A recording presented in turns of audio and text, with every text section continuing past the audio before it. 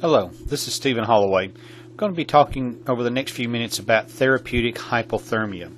Therapeutic hypothermia is a treatment that's used in patients who have had cardiac arrest, usually with ventricular tachycardia or ventricular fibrillation, who have had a return of spontaneous circulation but remain unconscious.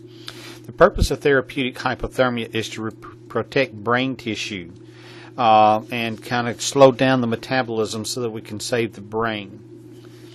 When we look at therapeutic hypothermia, it's recommended for adults ages 18 to 75, as we said, who have had a return of spontaneous circulation after a cardiac arrest, but are unconscious. Again, it's to protect the brain from neurological injury after the cardiac arrest. The patients are cooled to 32 to 34 degrees centigrade or 89.6 to 93.2 degrees Fahrenheit for 12 to 24 hours. A device similar to this is used to cool the patients. You'll see a device like this if you work at or visit the ER at Huntsville Hospital. It looks like a little bathtub. The patients are put down in it. A sheet is placed over them, and then water actually flows from this machine, which has ice added to it and water added to it, and water flows into it and continually flows over the patient and is pumped back and forth to lower the temperature of the patient. The one thing they do say is one size fits all, but I will tell you from experience, one size does not fit all. Typically, whoever is taking care of this patient, if they're a little larger than normal size, are going to get just as wet as the patient gets wet. But this is put on and the patient is slowly brought down to that temperature that we talked about, 32 to 34 degrees centigrade. Once they're cooled, typically the patients are taken out of this device and then placed on a cooling blanket, and then the cooling blankets are used typically as these patients are admitted to CCU for observation.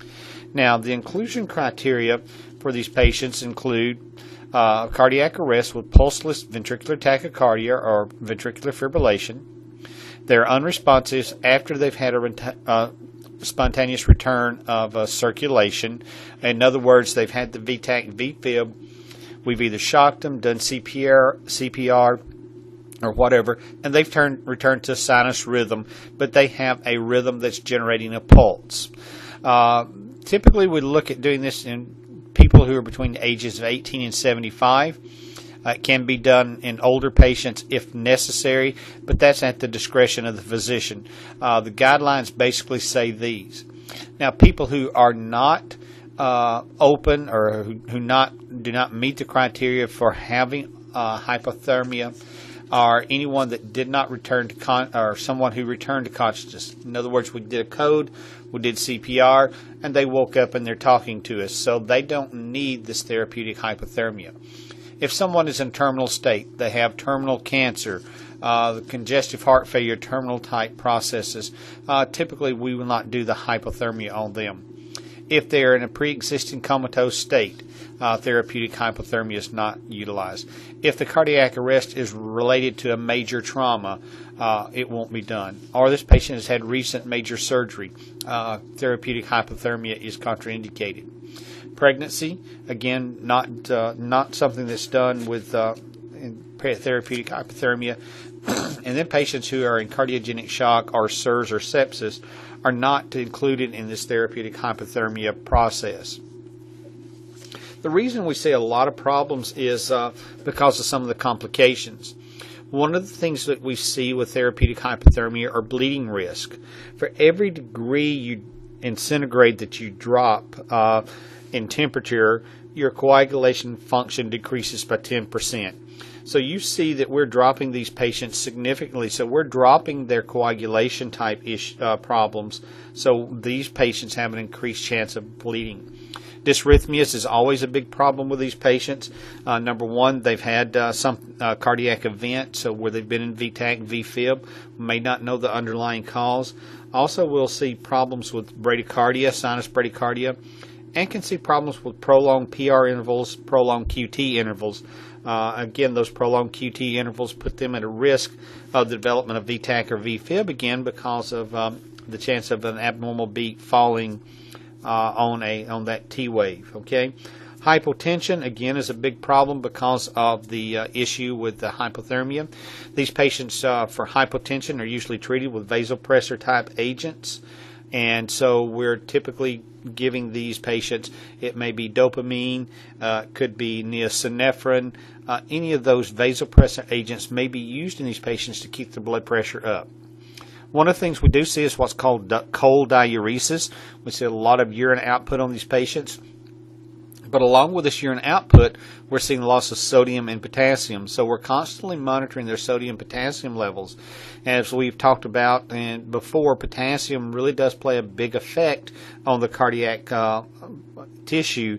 So either if we have a low or high potassium, then we can get cardiac dysrhythmias from that.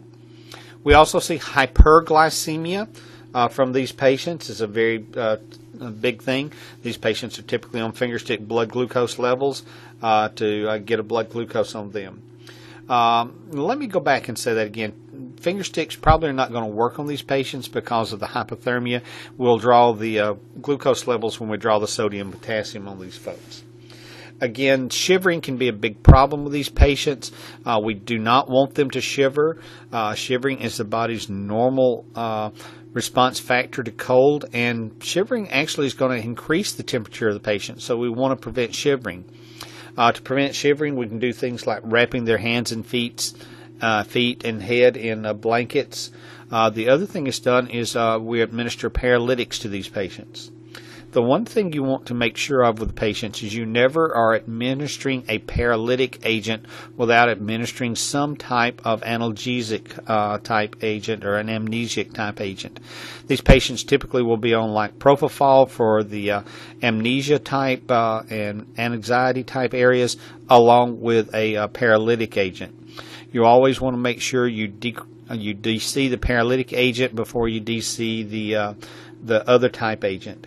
Can you imagine what it's like if you wake up, you can't move, you can't do anything, but you're awake and know that you can't move your body parts?